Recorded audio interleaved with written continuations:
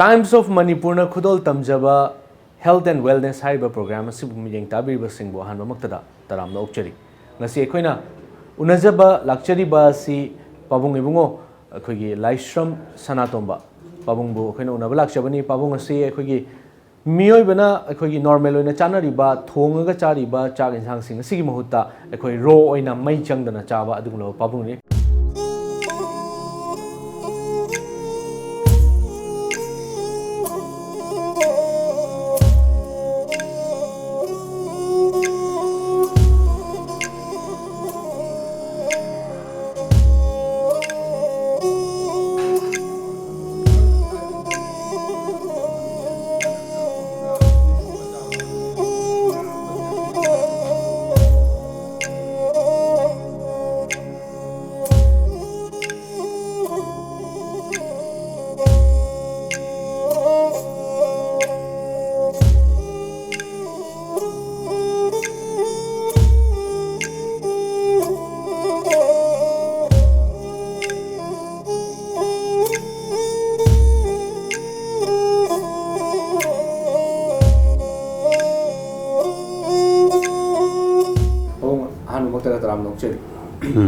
Sigumba Quiggy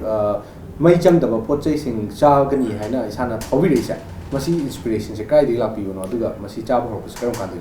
Hamada Masi se Tachanadi Aina Haiutar the 1991 degree Ahimba Sabja in a Hogi, do Sava Hogi. Sava Hogi Madam Sina, I say Hana group among Lerami, group of me, Tama, Sugar group Lerami. Moise Pulaga, no Modia Hogi Lerga, Hogi forfeit Hagada Hogi Lagi Lepo Piva, Kamu Hagada. Aduga Tanaraga Masigi, Mamusigi Hoile, scholar turret,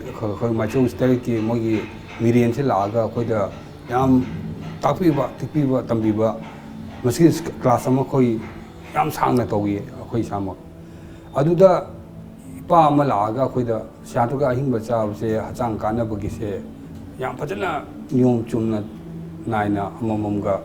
Fontiga, Yam Patan Naina. Sizenga Hoila Naiba,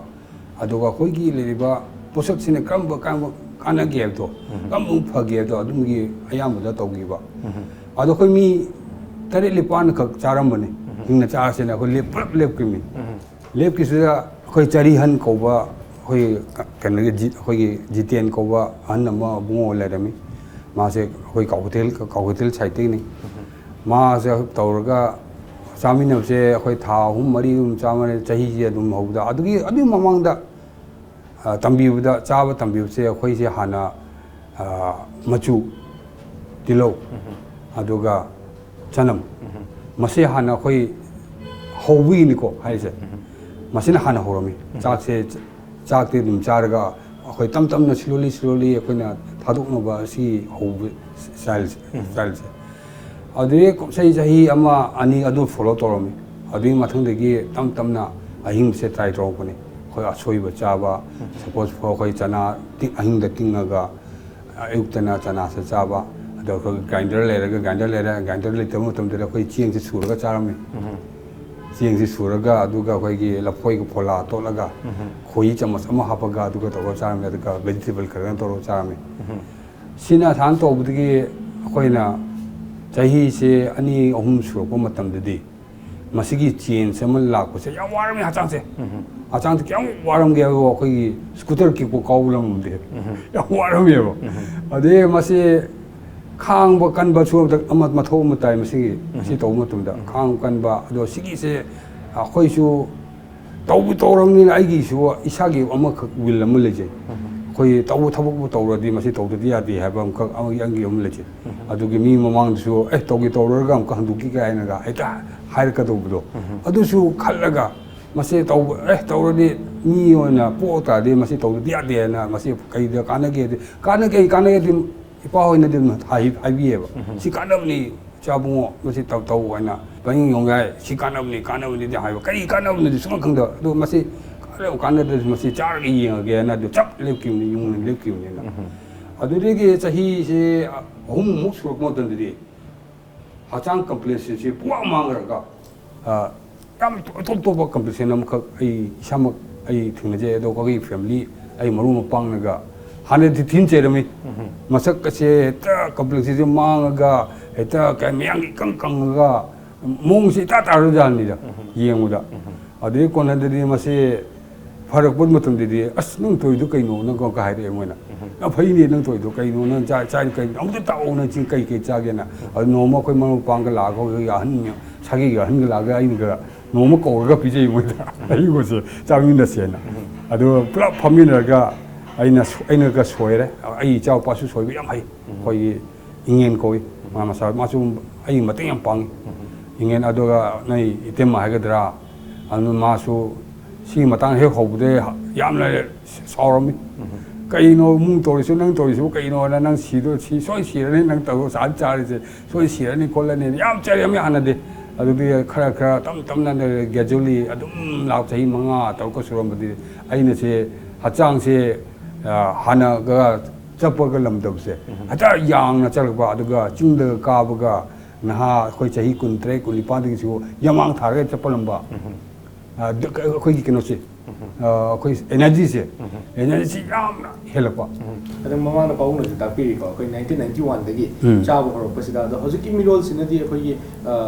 maroi na khoi maitai sing se khoi chak si yam na maroi na longna bai tar chak si cha dra gadi khoi phanam char ga su khoi chak si cha dri ngoi khoi hakchang si kan khati adum lam ga lei ga haina ba maitai sing ge khoi haina ba lei ba ko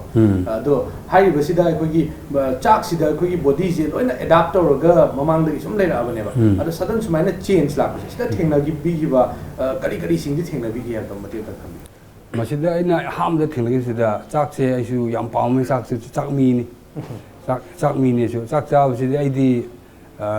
hin cha bu thum chai chak se khoi ai su hana sa ga si di phanan cha ram jan sa phanan cha ram ba du ga khoi taw bo ya ba cha ya ba yo chin chak yo cha ram mi adu ga mase aina khang tok po si di tok po na te gradually aina sai hai gi buda khoi hamda tilo chanam aduga khoi kanoga machuga mase toki maram se kharka toki di mase khoi gi tawgi thingna gi da khoi marum pang na so yamna hai gi bom le nang si tor di nang yaroi nang masa du yaroi koloroi na ai am tang try to gi ying ge ko du ge mase moina hai ri se mapu na ri se am tu ying ge to du ying gi ni adu mase gi afaba ma aduga fataba de lei to na te sida afaba fataba le fataba hai bo se masida yam phingi achang se acha yam na phingi mase cha bo ho kan do ho phajana masigi system amu la ko matam da phingi de hachang yam phingi de hachang se hoi kring to ba yang ba adu da mi daga chai ba khot ba gi wakan de lei ta ba inga ba adu ge masigi kana ba mana sigi phaba mana khoi hachang sida kai de kana gi haiba yeng tar di masigi ai hana chak chaw matam da ai khoi da kok sik pa khoi gi lok thung ba aduga khoi pung ka na ba khwang na ba join na ba to soi lei te masi kana se sigi hakchang da masi char matung da laiba change se aduga khoi gi skin da har ga khoi gi khui da se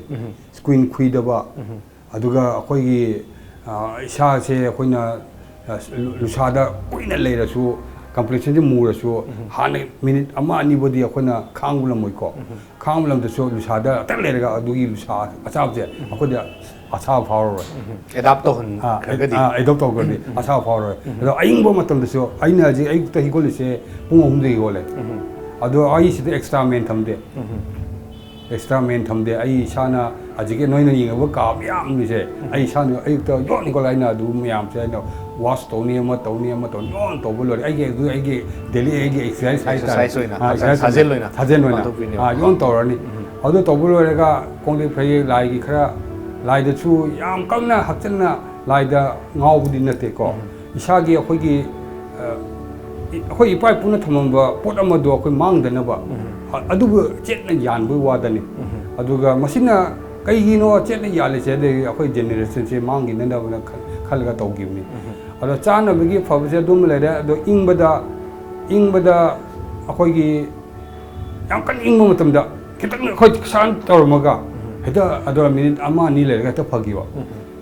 aduna ayuksida akhoi pung ahum dei kotpade ingra matamdara aina laigi chappa matamda ai thabuk taw matamda phi amsu yaude phejo matek ama torga selaga phi ma basaki chari phi amsu yaudena adum thabuk tawni yamda adu si kanaba amana akhoi gi chahi aging tawde chahi se akhoi aging tawda yek yomde anne malaga do ga ya sakta di aging oiba akhoi body mongda leiba akhoi gi pot part se masidi aging tawbo ka akhoi yam tape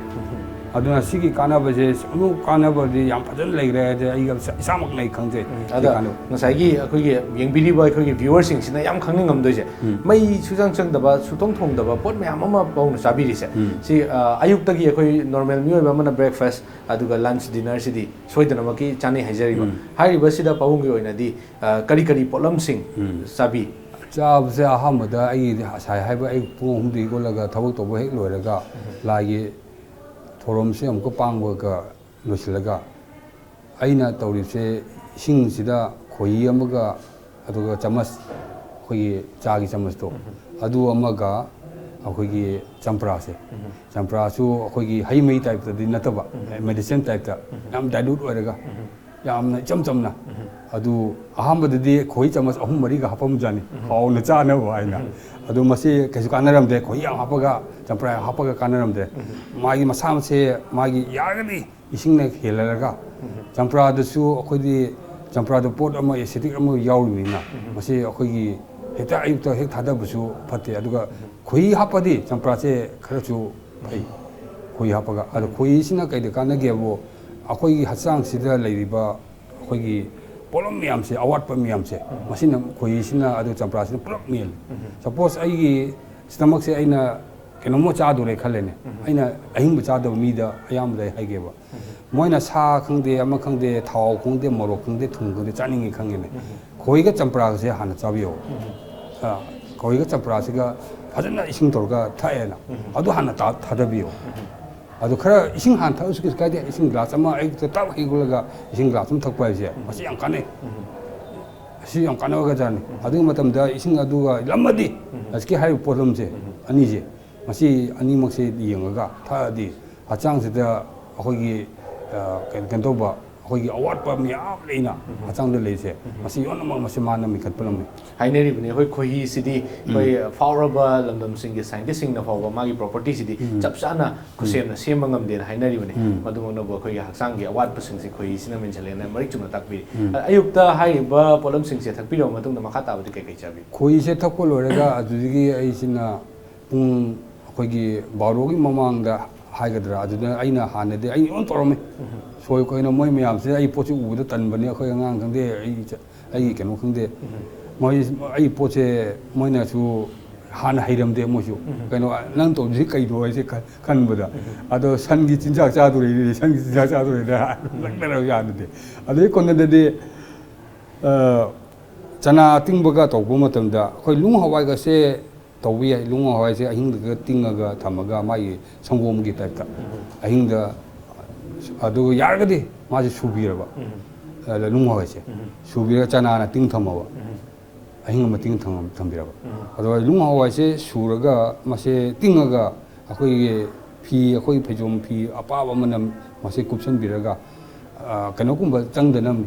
akhoi gi haroga hygienic oinaba gi system da panan tobiraga luna na thambiraga adu ayukta ngata ajki aina harba khoi thapul laraga pung akhoi gi bargi mamang sida adugi ai padana glass ma thani ada chana khara hapani adudigi akhoi gi leriba kobi se aina padana pikna soirani salad ki takta adudi adu hapa phangba season gi phangba pot mi amse masidi ai on charni hai khangde ama khangde season gi ma kombra phangba ma ta kombra charni aduga akhoi gi keno phangba da akhoi gi akhoi kyuhom phangba da kyuhom charni masih hai si am chaba hai je hai am chai aduga adu se masih chab loriga indang da ahing sida ngairani indang gi ahing sida lapo matan da pung khoi aina chab se pung nipan digi pung mapan sida khoi ai dum chab adu masigi system se chab da khoi pung chab the cha de pung chab the cha khang de adu khoi ahing ba chab khang de timing se chap chap to bi ba masida kanabase animal ki kanabale chak charoga khoi hachang phatti haiwante ahing charga ahing da phai haiwante ahing chaw phajino na tum na narugo pamdraba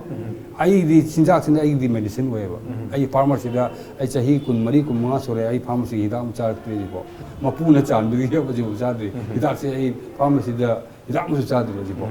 aduna hidak ki poche ai su kaw re noma ai se operation to bo matam ai mit se yadana अखोगी हिदा अमु ओने तेना ना drop अमु हापु देगी गुवाहाटी दा चलो गई operation मचा का ई right side से तो अदु द मोइना अंगों दे हिदा चाव आई दे हिदा चाव दे पकड़ करे दु मोइ हिदा चाव हाइ दु आई चाव या डॉक्टर दा नि फदन है आई रिक्वेस्ट है मसी चा दे या दर बरा ना एस नंग सी चा दे ना ऑपरेशन काय तो दु नंग तो बिया रोइ ना तो मियाम चमिने मियाम जो अंगों दे इंजन फदन लोइ ना अंगों दे याम ना कंट्रोल प्रेशर पिरा को तो दे मसी यंग मसी चा यंग दे हिदा से चाव दे आई more than 15 times I want I oi I got young tina chana do adu masi chaw the SF masi chaw ya roi lai doctor parang ka masi chaw han to ore masi ko du no na mana ko hita ma yam tena du gi khara han de hita se pi je na adu operation han to pangi adu gi masi operation to mo te nang keno chaw di ya roi hing nang chak cha di ya roi to ma ya kan ha ya do ai oi chani dum har ga hotel da jo aina yum Guwahati da thoga aina salad kumba tawbi abu mayam se aina gather torga agoi maru pang kha yawe chamina da kha hanj kha yawe mai chamina ra aina lot na purga hotel da ai ka ti lo soi ga dum cha ji itomda dum hona jara khoi mai jangda polam sing se dum chabi hai ba ado paun hoji takpi budani khoi hidak charak ta basi am kuire matama da khoi hainarami you are what you eat and hainarami adu hoji ti you are what you eat ore aina chagi budana ai haksang gi phibam lepane na sumai thamjage aduga makha tarak pasida khoi gi hairiba khoi gi economically yeng pamatam da khoi gi chak charaga leiriba mi sing se siga aduga paun hoji chabiri basiga ani sigi economical kaino se kamaina ubi masida miyamagi capacity da miyamagi laibada masi tobi ya de hado leite sida aina sai pan gi ba chana ai se yam khong puraman chana kilo mo leibida hafta amadi padana lamme ado chaw da masidi thubong law yadre kanoro do ba yana pukto thanna char pukna thanna chawa se kaido phabu leibunu hena chawa je so pharo dun ado isage yariba nang capacity gi wa na tabda amagi wa da nang gi hatang maina cha ga do aina ahingba chai se hatang gi kai kana bun waina thiru ta de masida aina ahingba chu yam hena kan cha de gi pharo ado ahingba gi chu ko balance diet ama leiba ahingba chu ado noina cooking food chaw to the balance diet am to thambira cha so yam kana phang ne ba kadu kana phang wa da aduga si kana ba balance ani mukta pesa pai buna sidi pesa pai mi na chaw me ya hai nei onda am good point ni na si ga hari points da yam hai ne asnang pesa pai gi dom tan nang chaw lam bu wa ne na hai ba ana ei sky dum da la ai tak la na ai mo de ko sala ga ka theng ka mi ni kai lei du no no yong ai lei sing ona kobi lupa adu matum da kobi lupa manga ga pi odom da koi kobi lupa manga pi je ama ni ga lore na moi mi jo khara ya ma ni na ai don cha bo di kobi ama na mari ni manga ni cha ne ba ado ajiti ado stomach se ma se khoi na habit che dum taw de khoi stomach se hana yam charam ba digi stomach se dum pixel le ado ge si pixel bi kana ba ma na ke no bo khoi se khang kan ba lam sina khang kam de khoi tolerance yam to lam mi na ga khoi tolerance to lam ne se khoi ke de dam ge do khoi chak cha ba mi ne de chak la ma de mai khang lam de sigina chak la ma so khoi na chak la mi ko na wakan de la ka adu yam na chaning bagi yam sa da cha phang ga cha ro loi na khou lang bu ka hena pok de ba sida ahin bu cha bagi si kana ba muna adu ga khoi ama sina aina kya bo aina extensively mase khoi cha mase khoi ge tapi wa matam da so khoi ama na glass ma thakyo ba se mi khra de hafta ama ga level am khoi chu ate cha da na lam hainai mase tung masi su try to yenge na su khal aina khale try to ge na adu matang dasu koi ngasai gi chana bagi maram sing sida lakpa matam da pabong hojiti ekhoi gi leiriba ekhoi gi keno market scenarios haijab tare masida puthoriba polam sing se pothok si hena puthokpa yana ba na ekhoi gi insecticide adagi pesticide adagi chemical fertilizer na chingma mayam ama sijinaraga masina ekhoi gi health ta hena sohalakna bagi machak ama oiba mayam am su leitab na haijariba hairiba sida pabong gi oina di hairiba si tongana supplier libibra natraga supply ai pari hum khagle aduda khoi pai thaba le aduga khoi keno thaba mayam le adudu su pro yo adu ayam da aina akhoi mai bena anhum aina reserve to thame masida la yargadi keno organic ki oiba chemical yaudo ba poto thambi ona mon ju am wai ai yam wan hona bi adu pesa so ai de extra pi mai da extra pi di mon chen chung ga mana ti ko da to ni na adu ki top ta adu yada phangdre suppose yadre khalone adu chemical yauba hedu yajiti yono adultery je food adultery je from head to mouth ajiti anywhere yeng boda not only fruits vegetable not abda any kind of yeng boda akoi mobile da yeng tra so adultery mobile so adi ono yeng boda ju yon le ra bo ta ni medicine da kang de mo adultery to da bo podam so yaw mo non yawe adu fruit ai ne chai fruits da ai sa ge de ai ne kai to ge bo ahingda akoi an chadu akoi gi kan hai khangde ama khangde je mase aina ahing ama aina tingam akoi gi sa kobi khangde na taga akoi gi khamen sima khangde akoi gi brandy khangde na taga akoi gajal khangde je ahing ama tinga thamne bo ahing be ting bose mase chen se ising na dum u kham mase ꯃꯉꯣꯟꯗꯒꯤ ꯊꯣꯔꯛꯄ ꯑꯩꯈꯣꯏꯒꯤ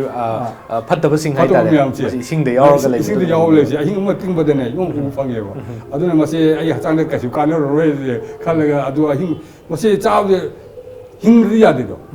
ꯑꯦꯗꯜꯇꯤ ꯑꯣꯏꯔꯁꯨ ꯍꯤꯡꯗ꯭ꯔꯗꯤ ꯌꯥꯗꯕꯅꯤ ꯑꯗꯣ ꯑꯩꯅ ꯃꯤꯅꯤꯃꯥꯏꯁ ꯇꯧꯕ ꯌꯥꯕ ꯏꯁꯥꯅ ꯑꯗꯣ ꯁꯤ ꯊꯕꯛ ꯇꯧꯕꯁꯦ ꯇꯟꯕꯗꯤ ꯁꯨꯡꯌꯥ ꯌꯥꯔꯔꯣꯏ ꯇꯟꯕ ꯃꯤꯗꯗꯤ ꯁꯨꯡꯌꯥ ꯌꯥꯔꯔꯣꯏ ꯁꯤ ꯊꯕꯛꯁꯦ ꯑꯗꯨꯒ ꯇꯟꯕꯁꯦꯗꯤ ꯑꯩꯈꯣꯏ ꯃꯅꯤꯄꯨꯔꯗ ꯂꯩꯕ ꯑꯩꯈꯣꯏꯒꯤ ꯂꯩꯔꯤꯕ ꯅ꯭ꯌꯨ ꯖꯦꯅꯦꯔꯦꯁꯟꯗ ꯇꯟꯕ ꯍꯥꯏꯕꯁꯤꯗꯤ ꯑꯩꯈꯣꯏꯒꯤ ꯏꯄꯥ ꯏꯄꯨꯡ ꯑꯩ ꯄꯣꯛꯄꯤꯕꯗ ꯌꯥꯝ ꯐꯖꯕ ꯑꯃ ꯍꯥꯏꯔꯝꯃꯤ ꯇꯜꯂꯨꯗꯨꯅꯤ ꯀꯤꯔꯨꯗꯨꯅꯤ ꯏꯀꯥꯏꯔꯨꯗꯨꯅꯤ ꯃꯁꯤ ꯄꯣꯠ ꯑꯍꯨꯝꯁꯤꯗ ꯐꯣꯂꯣ ꯇꯧꯕ ꯉꯝꯃꯕ ꯑꯗꯨ ꯑꯣꯏꯔꯗꯤ ꯃꯁꯤ ꯑꯩꯈꯣꯏꯅ ꯊꯕꯛ ꯇꯧꯕꯁꯤꯗꯤ ꯑꯩꯈꯣꯏꯁꯦ ꯃꯤ ꯑꯇꯣꯞꯄ ꯑꯩꯈꯣꯏ ꯅꯣꯡꯆꯨꯞꯀꯤ ꯃꯤꯒ ꯑꯩꯈꯣꯏꯒꯤ ꯌꯦꯡꯅꯕꯗ ꯑꯩꯈꯣꯏꯁꯦ ꯃꯣꯏꯗꯒꯤ ꯌꯥꯝ ꯊꯤꯅ ꯑꯦꯗꯚꯥꯟꯁ ꯑꯣꯏꯈ꯭ꯔꯖꯥꯠꯅꯤ ꯑꯩꯈꯣꯏꯒꯤ ꯄꯣꯠ ꯑꯃꯗ ꯌꯦꯡꯕꯗ ꯈꯪꯗꯦ ꯑꯗꯣ ꯅꯣꯡꯃꯗꯤ ꯅꯣꯏꯅ ꯁꯪꯕ ꯃꯇꯝꯗ ꯑꯁꯤꯒꯤ ꯄꯣꯠ ꯃꯌꯥꯝ ꯂꯩ ꯑꯩꯈꯣꯏꯒꯤ ꯄꯣꯠ ꯐꯕꯁꯦ ꯂꯩꯇꯕ ꯅꯠꯇꯦ ꯑꯩꯈꯣꯏ ꯄꯣꯠꯁꯤ ꯌꯥꯝ ꯀꯥꯟꯅꯕꯖꯥꯠꯅꯤ ꯑꯗꯣ ꯍꯧꯖꯤꯛꯀꯤ ꯂꯩꯔꯤꯕ ꯅ꯭ꯌꯨ ꯖꯦꯅꯦꯔꯦꯁꯟꯅ ꯊꯤꯕꯗꯤ ꯌꯥꯝ ꯈꯔ ꯍꯧꯒꯠꯂꯦ ꯑꯗꯨ ꯍꯧꯒꯠꯂꯦ ꯊꯤꯕ ꯍꯧꯒꯠꯄꯗꯤ ꯍꯧꯒꯠꯂꯦ ꯑꯗꯨ ꯃꯁꯤ ꯄꯣꯠꯁꯦ ꯑꯩꯈꯣꯏꯒꯤ ꯍꯥꯏꯔꯤꯕ ꯑꯩꯈꯣꯏꯒꯤ ꯁ꯭ꯄꯣꯔꯠꯁꯤꯁꯨ ꯈꯪꯗꯦ ꯑꯩꯈꯣꯏꯒꯤ ꯀꯥꯡ ꯍꯥꯏꯕꯁꯦ ꯅꯣꯡꯃ ꯃꯁꯤꯁꯨ ꯐꯣꯔꯦꯟꯒꯤ ꯃꯤꯅ ꯁꯤ ꯃꯁꯤ ꯃꯣꯏꯅ ꯃꯨꯟꯈ꯭ꯔꯗꯨꯅꯤ ꯀꯥꯡꯗ ꯌꯥꯎꯔꯤꯕ ꯁꯤꯁꯇꯦꯝ ꯑꯗꯨ ꯑꯩꯈꯣꯏꯒꯤ ꯂꯩꯔꯤꯕ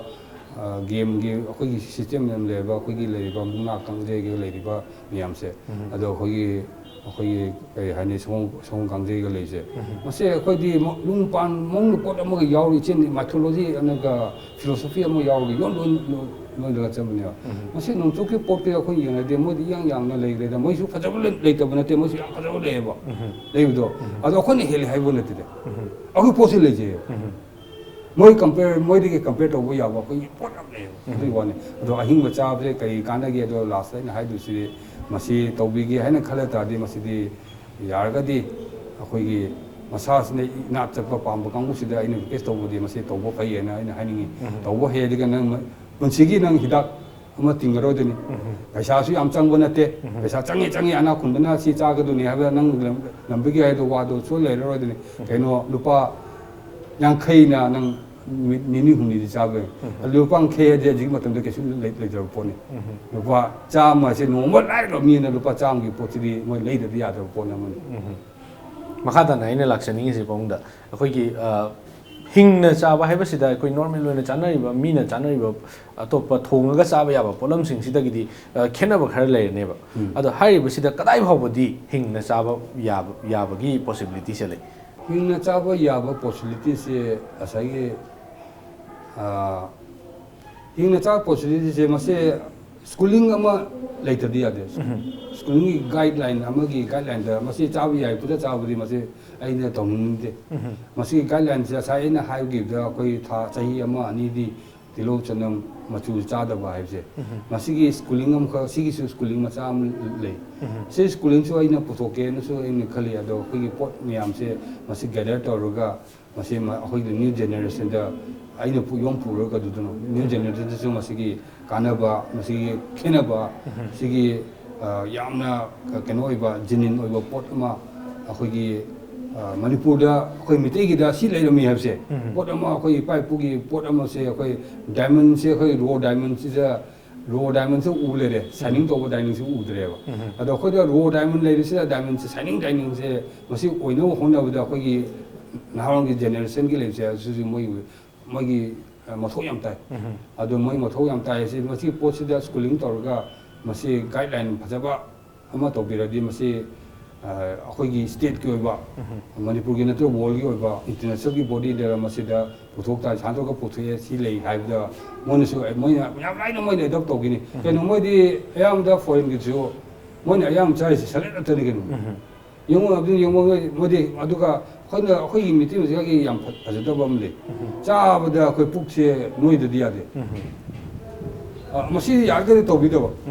akhoi khar khar da an matam chu letter lai be kangu di upai tam ni thau wan suru ni do eta do lofsal le do ado puk than na chaw se masi yargari to bido ba ai hoji schooling gi matang da su tak pi ni tongan ma mina thong ga chaba mioi sing gi di akhoi doctor mayam adagi akhoi dietitian mayam na akhoi normal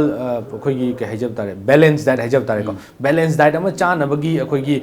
diet chart na chingba puthok pi dana si chara ga di sada balance diet oini haibagi siguma mayam am thok pi ba ro chaba sing gi oina di akhoi balance diet oina ba sa paung dagi balance diet se kamaina akhoi maintain tawni na thambiyo matiam yam thajaba question nama ne do yam important oi bani masigi balance diet se akhoi tha gi akhoi gi join an ba haina anu bungo lermi ma se angudi yam toy ma na akhoi kathin da akhoi gi chasing da thet na ba cha am khule angudi di su le ni cha to ngoma sangadi akhoi gi cha am le ado akhoi ahing cha bi cha am le adugi ani compare se to yani ngoma hari base akhoi gi thongaga chaba mi khakta na tana akhoi gi ahing ba chaba gi su diet chart balance diet cha na bagi diet chart cha do no hoi thada kai cha bi ya de adugi hafta se da akhoi hida am le hafta se da nang nithuga puk ta de nithuga te hogo du ni si khar ku pe pote aduga masi bo hinagar de masi khangu de aduga hakchang da su yamna kanaba yam phaba ta gi da nang sida akhoi noma kha se noma jing popum na noma kha cha ga du ni aduga akhoi gi noma popum na akhoi na keno se akhoi gi lintu re se cha ga du ni yam cha bu gi wana te mana de noma gi akhoi ka soidana ba cha soidana noma gi adu hafta gi akhoi time table adu gi le cha na ba adu cha ga de no medicine of the world is needed yam nungai je Mm. aduga akhoi hauri ba anoba generation sing amadi akhoi pabunga hominar kiba sing da pabungumna akhoi mai changdaba thongdaba pot sing se chaba mi sing leibibra aduga chana bagi damakta inspiration fanga kanda ai chaba haujarage pabung da guide tobiyo haina lakpiba sing de leibibra guide ajupodi moi masamak su ai ga je ai na su building da awang da leirabnina moi leitalai ma su masigi matang da khangbo pamdi am lai khangbo pamdi hangbodi ado aina di moi dai nang tau tar di no si dai che no na tau tar di no cha bulam ga dal mo ai adu da ni mo da je mo se nang gat amo di changi ko la la yo pu da ti ko gat amo di changi adu ga nang tau ga tar de nang phajana uja guru na ga tau ai yang khang hei wi wa na te adu ga nang isana cha bi ai na cha ba tau da dai na pa me na pudong chung do du to mo kana roi ti ma sa tik tan loi ni nang kana roi na ho chu la pu ga ta na lai u da ta ting ni adu to no ya ge to no na do angang ama nataba akhoi gi aje roma haina ahan bungo le remi ma ye aje ma je legidre ma ye ji macha je mama yamusi ma de angang obdigi ma de cha gidre na do dik po ma cha ngone cha mo de di khangdre ma macha pa ma di khombo mama khombo pithakte haina bu aina han ta gi masa gi ising torga ꯍꯟꯗꯛ ꯃꯆꯨꯝ ꯇꯧꯔꯒ ꯄꯤꯊꯛꯑꯒ ꯌꯣꯛꯈꯤꯕ ꯑꯉꯥꯡꯅꯤꯅ ꯌꯥꯝ ꯐꯖꯅ ꯍꯥꯏꯈꯤ ꯑꯗꯣ ꯑꯩꯈꯣꯏꯒꯤ ꯔꯤꯝꯁ ꯔꯣꯗꯇꯒꯤ ꯑꯩꯈꯣꯏꯒꯤ ꯍꯅꯨꯕꯨꯡꯉꯣ ꯏꯕꯣꯆꯥ ꯍꯥꯏꯅ ꯀꯧꯕ ꯑꯃ ꯂꯩꯔꯝꯃꯤ ꯃꯥꯁꯨ ꯑꯍꯤꯡꯕ ꯆꯥꯔꯝꯃꯤ ꯑꯗꯣ ꯑꯩ ꯃꯃꯥꯡꯗꯒꯤ ꯃꯣꯏꯅ ꯍꯥꯟꯅ ꯇꯧꯔꯝꯃꯤ ꯑꯅꯤꯃꯛ ꯔꯣꯃꯥ ꯍꯥꯏꯕ ꯃꯣꯏꯁꯦ ꯑꯩꯗꯤ 1991 ꯆꯍꯤ 91ꯗꯒꯤ ꯍꯧꯔꯦ ꯑꯗꯣ ꯇꯧꯕꯗꯤ ꯁꯤꯒꯤ ꯁ꯭ꯇꯦꯞ ꯑꯩꯅ ꯍꯧꯈꯤꯕꯗꯤ ꯃꯁꯤ ꯇꯧꯔꯒꯦ ꯍꯥꯏꯅ ꯍꯧꯖꯤꯛ 1987 88ꯗꯒꯤ ꯍꯧꯈꯤꯕꯅꯤ ꯑꯗꯨꯒ ꯔꯣ ꯇꯁꯦꯡꯅ ꯑꯩꯅ ꯍꯧꯈꯤꯕꯗꯤ 1981ꯗ ꯍꯧꯈꯤꯕꯅꯤ ꯃꯤ ꯌꯥꯝ ꯂꯥꯛꯏ ꯆꯥꯒꯦ ꯈꯣꯠꯀꯦꯅ ꯑꯗꯨꯒ ꯃꯁꯤꯒꯤ ꯏꯅꯥꯠꯀꯤ ꯑꯣꯏꯕ ꯄꯣꯠ ꯌꯥꯝ ꯍꯪꯕ ꯑꯩꯗꯤ ꯄꯨꯡꯁꯦ ꯑꯩꯗꯤ ꯕꯤꯖꯤꯅꯦꯁꯃꯦꯟꯁꯨ ꯑꯣꯏꯕꯅꯤꯅ ꯕꯤꯖꯤꯅꯦꯁꯀꯤ ꯀꯔꯕꯥꯔꯁꯨ ꯊꯥꯗꯣꯛꯄ ꯌꯥꯗꯕꯅꯤꯅ ꯕꯤꯖꯤꯅꯦꯁꯃꯦꯟ ꯑꯣꯏꯕꯅꯤꯅ ꯑꯗꯨꯒ ꯃꯤꯌꯥꯝꯒꯤ ꯍꯣꯟ ꯑꯩꯈꯣꯏ ꯃꯅꯤꯄꯨꯔꯒꯤ ꯍꯣꯟ 50ꯃꯨꯛ ꯂꯩꯕꯁꯤꯗ ꯑꯗꯨꯒꯤꯁꯨ ꯄ꯭ꯔꯦꯁꯤꯗꯦꯟ ꯑꯣꯏꯔꯤ ꯑꯩꯅ ꯑꯗꯨ ꯃꯣꯏꯒꯤ ꯂꯩꯇ ꯂꯥꯏꯔꯕꯒꯤ ꯍꯣꯟ ꯃꯌꯥꯝ ꯂꯩ ꯍꯣꯟꯁꯦ ꯑꯩꯈꯣꯏꯒꯤ ꯕꯦꯡꯛꯇ ꯆꯣꯀꯤ ꯊꯥꯕ ꯕꯦꯡꯛ ꯃꯌꯥꯝ ꯂꯩ ꯃꯣꯏꯅꯁꯨ ꯅꯣꯡꯃ ꯃꯣꯏ ꯃꯌꯥꯝ ꯂꯥꯛꯑꯒ ꯑꯩꯅ ꯇꯧꯔꯤꯕꯁꯦ ꯀꯩꯅꯣꯁꯦ ꯃꯣꯏꯁꯨ ꯍꯪꯉꯤ ꯀꯥꯏꯅ ꯆꯥꯔꯤꯅꯣ ꯈꯣꯠꯂꯤꯅꯣꯅ ꯑꯗꯨꯒ ꯃꯣꯏꯁꯦ ꯑꯩꯅ ꯅꯣꯡꯃ ꯑꯩꯁꯤꯗ ꯀꯩꯅꯣ ꯃꯣꯏ ꯆꯥꯃꯤꯟꯅꯩ ꯆꯥꯕꯗ ꯑꯩꯗꯤ ꯇꯤꯝ ꯐꯝꯅ ꯀꯥꯆꯤꯟ ꯐꯝꯂꯦ ꯃꯣꯏꯅ ꯀꯥꯎꯊꯣꯛꯑꯒ ꯅꯨꯡꯉꯥꯏꯇꯦꯅ ꯑꯁ ꯅꯣꯡꯃꯗꯤ ꯄꯥꯕꯨꯡꯒ ꯇꯧꯔꯒ ꯆꯥꯃꯤꯟꯅꯗꯤ ꯌꯥꯗꯦꯅ ꯇꯧꯔꯦ ꯆꯥꯏ ꯅꯣꯏ ꯆꯥꯕ ꯉꯝꯒꯗ꯭ꯔꯣ ꯑꯗ ꯐꯥꯒꯤ ꯇꯧꯔꯦ ꯆꯥ ꯉꯝꯒꯗ꯭ꯔꯣ ꯍꯥꯏꯅ ꯑꯗꯣ ꯅꯣꯡꯃꯁꯦ ꯃꯣꯏꯅ ꯑꯩ ꯆꯥꯕꯁꯦ ꯀꯩꯅꯣꯗꯒꯤ ꯁꯦꯡꯃꯥꯏꯗꯒꯤ ꯑꯉꯥꯡ ꯑꯃꯈꯛ ꯂꯩ ꯃꯥꯁꯦ ꯌꯥꯝ ꯇꯣꯏꯅ ꯍꯥꯏ ꯑꯁ ꯄꯥꯕꯨꯡ ꯅꯪ ꯆꯥꯏꯗꯣ ꯀꯩꯅꯣ ꯅꯪ ꯆꯥꯏꯗꯣ ꯀꯩꯅꯣ ꯍꯪꯉꯨꯅꯨ ꯀꯥꯟꯅꯗꯦꯗ ꯅꯣꯏ ꯍꯪꯉꯨꯅꯨꯗ ꯑꯗꯨ ꯁꯧꯗꯤ ꯅꯪ ꯀꯩ ꯄꯥꯝꯒꯦ ꯍꯥꯏꯔꯣ ꯅꯪ ꯀꯩ ꯇꯧ ꯍꯥꯏꯕ ꯑꯩꯅ ꯍꯥꯏꯅꯤꯡꯉꯦ ꯑꯝꯇ ꯄꯥꯕꯨꯡ ꯆꯥꯕꯗꯣ ꯑꯝꯇ ꯌꯦꯡꯒꯦꯅ ꯑꯗꯨ ꯂꯥꯛꯑꯣ ꯅꯪ ꯌꯦꯡꯕ ꯑꯩ ꯆꯥꯕꯗꯤ ꯂꯣꯏꯔꯕꯅꯤꯀꯣ ꯑꯗꯨ ꯅꯪꯅ ꯌꯥꯝ ꯇꯣꯏꯅ ꯍꯥꯏꯕꯅꯤ ꯅꯪ ꯌꯦꯡꯕꯗꯤ ꯌꯥꯗꯦ ꯑꯩꯗꯤ ꯁꯣꯏꯕꯁꯤ ꯌꯦꯡꯉꯤ ꯑꯗꯣ ꯆꯥꯕꯁꯦ ꯑꯩꯅ ꯆꯥꯕꯗ ꯑꯩꯗꯤ ꯌꯥꯝ ꯍꯥꯎꯅ ꯆꯥꯏꯗꯣ ꯑꯩꯗꯤ ꯍꯩꯅꯔꯕꯅꯤꯅ ꯑꯗꯣ ꯃꯥꯗꯤ ꯑꯃꯨꯛꯇ ꯍꯣꯛꯄꯗ ꯃꯥꯗꯤ ꯐꯨꯗꯨꯛ ꯀꯥꯎꯊꯣꯛꯇꯅ ꯆꯥꯕ ꯉꯝꯗꯅ ꯑꯃ ꯇꯧꯏ ꯑꯗꯨꯗꯤ ꯃꯁꯤ ꯑꯁ ꯀꯥꯏꯗꯣ ꯁꯤꯕꯨ ꯆꯤꯟꯖꯥꯛꯅꯤ ꯆꯥꯕ ꯍꯧꯅꯗꯕ ꯃꯁꯤ ꯆꯥꯔꯒ ꯄꯥꯕꯨꯡ ꯀꯥꯏꯅꯣ ꯇꯧꯔꯒ ꯊꯣꯛꯈ꯭ꯔꯦ ꯃꯥꯁꯦ ꯁꯥꯎꯈꯠꯈꯤꯗꯅ ꯑꯗꯨꯗꯤ ꯑꯩ ꯍꯥꯏꯗ꯭ꯔꯣ ꯅꯪ ꯆꯥꯔꯨꯅꯨ ꯍꯥꯏꯅ ꯑꯗꯨ ꯁꯨꯃꯥꯏꯅ ꯇꯧꯕꯗꯤ ꯇꯧꯕꯅꯤ ꯑꯗꯨꯒꯤ ꯃꯁꯤ ꯍꯛꯆꯥꯡꯗ ꯀꯩꯃꯨꯛ ꯀꯥꯟꯅꯒꯦ ꯍꯥꯏꯕꯁꯦ ꯃꯁꯤ ꯏꯁꯥꯅ ꯃꯁꯤꯒꯤ ꯄꯣꯠꯁꯦ ꯍꯦꯛꯇ ꯆꯥꯔꯒ ꯈꯪꯉꯣꯏ मागी रेगुलेशन मागी चाहिए मतंग लेरे मसिदा इसादा पूरा मसिगी अखोगी इंजिन पूरा डाउन तोथगा न्यू इंजिन हप्सन बकुमने अदुगी मसि कानाबा हाइबा जिसे अजे अखोई इचा पास के मै जिम जगा चले चाहिए कुन मरी कुन मंगा कुन ट्रेक सु यार जिम अदु आईडी अयुक्ता हिगोलगा इसिंग थाबो कोटपसे बिल्डिंग सोरी मरी गसे काबसे अदु काबसे आइना काबगा आईडी मरी मरा गसे नोमदा पर कायमने मोदि अनिरा सुरगा मै फोंगोरे मोइदु मै लमदेबा अदुना मसिगी से जॉइंट से नादबा पानी फौदी अखोदा हन ओइसुलाबनेना चाहिँ 63 फोर्सेस लेदा अदु जॉइंट बैक याम ताइनेबा